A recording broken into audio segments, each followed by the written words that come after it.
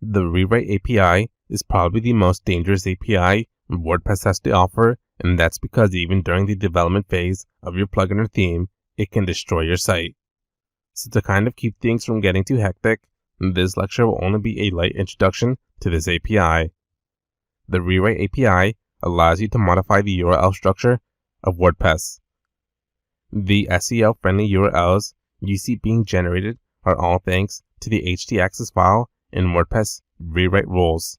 The ability to add more rules or customize existing ones are all possible with the Rewrite API. In the resource section of this lecture, I provide a link to this API. Here's what WordPress has to say about it. WordPress allows theme and plugin developers to programmatically specify new custom rewrite rules. The following functions, which are mostly aliases for WP rewrite methods, can be used to achieve this. Let's explore how it's all stored and what makes the Rewrite API work the way it does. First, let's open up the htaccess file. For those of you who don't know what this file is, you can find it in the root installation of your WordPress site. Open up this file and let's check out what's so important about it. This file allows you to control how a site works by directly editing some of the server settings. It's important to understand that Apache, not PHP, reads this file. If you have an error in this file, then you'll end up destroying your whole site. So editing this file should be taken with extra care. The commands you'll find inside this file aren't really newbie friendly, but let's go through it one by one. First, you'll find these hashtags with some text after it. These are considered comments, so you're free to type whatever you want after these tags without breaking the site. Next up is the conditional statement.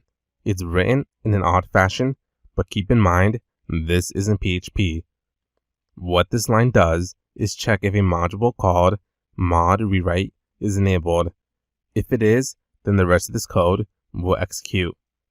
The mod rewrite module makes it possible for URLs to have user-friendly URLs rather than having a lot of question marks, ampersand signs, etc.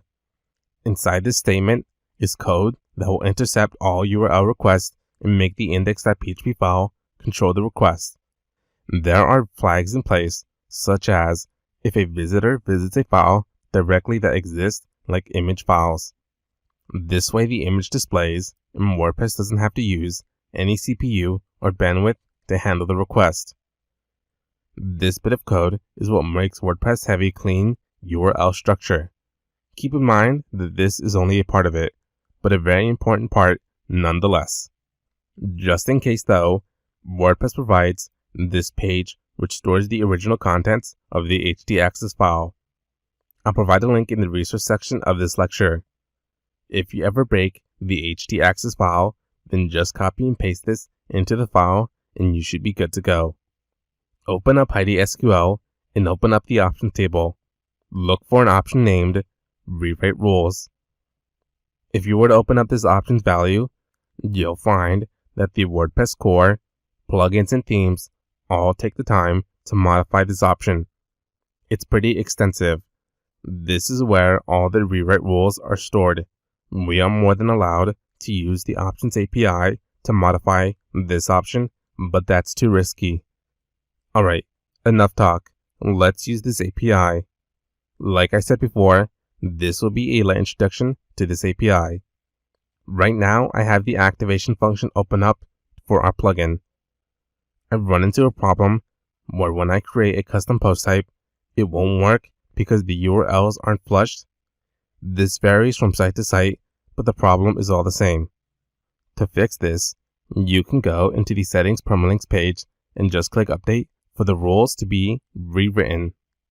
However, this is a pain, and we always just want our plugin to work out of the box. We can flush the rules ourselves programmatically. There are only 2 steps we need to do. The first step is to register the custom post type. Despite this being done in the init function, WordPress won't run the init function inside the activation function, so we have to call this function manually. We previously named this recipe init, which contains the registration of our post type.